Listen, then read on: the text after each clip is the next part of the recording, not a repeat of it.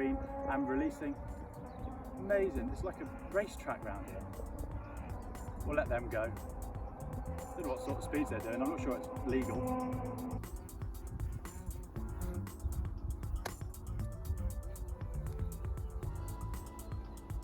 Hello everyone and welcome back to the Below Par YouTube channel with myself, Joe Stevens, here at the Berkshire Practice Range. So today I'm going to give you a tip which is going to considerably lower your scores and stop being the hero.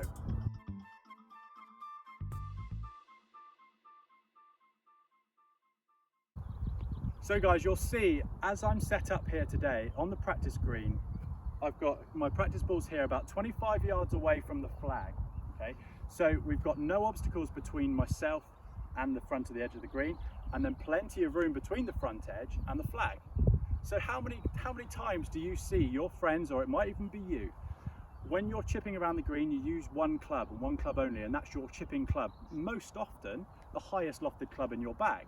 Okay, but today I'm going to teach you something that you may well have heard before, but I'm going to explain to you why this is so important and how it can lower your scores.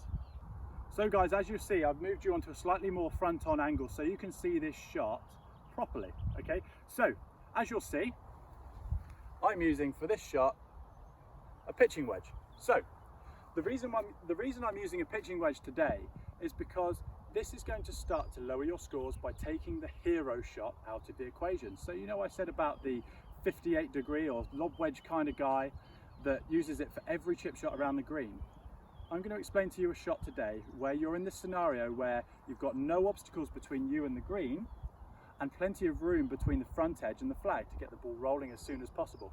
Now what I see a lot of people use is sort of a 7-iron in this scenario where they've got this same sort of thought process, but what they're doing is landing it short of the green with this.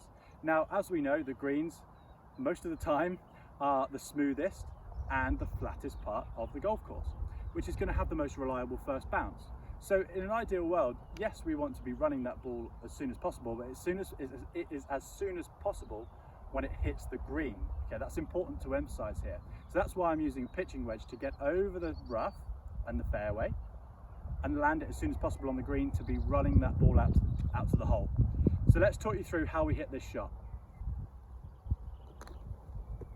Let's get rid of those. Okay, so we're going to set up very much like we said before in the posture as if I was about to hit a putt. So we're going to be shoulder width apart with the feet, but the most important thing we do with the pitching wedge here is make my hands a little bit higher. So bringing those hands higher is going to stop the heel digging into the floor as we hit the shot and help the club glide across the surface. So from this position here, all I'm going to do is hit an extended putt by rocking the shoulders and slightly releasing the body.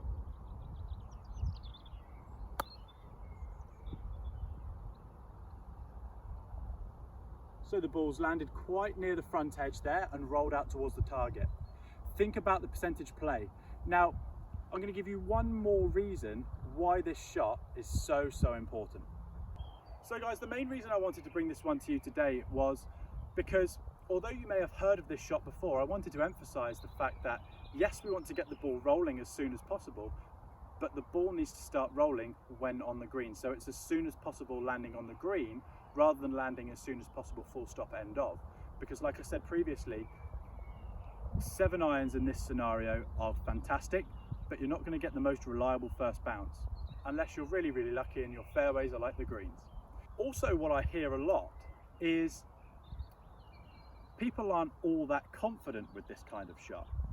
Now, I would say the reason that most people aren't confident with this shot, especially from the people that I've played with and that I coach and I speak to about lowering their scores and how they chip around the greens, the most common thing that shines through for me that I've heard is that they're not confident and don't feel as if they play this well enough.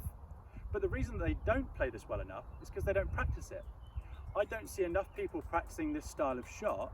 I see people going around the chipping green with one lob wedge, playing various different shots, which is absolutely fantastic, by the way, I must add. That's a style of practice that I really like.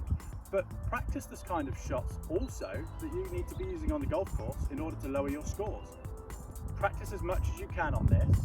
It's a really nice simple shot to learn. Hopefully it works for you, and we will see you all very soon.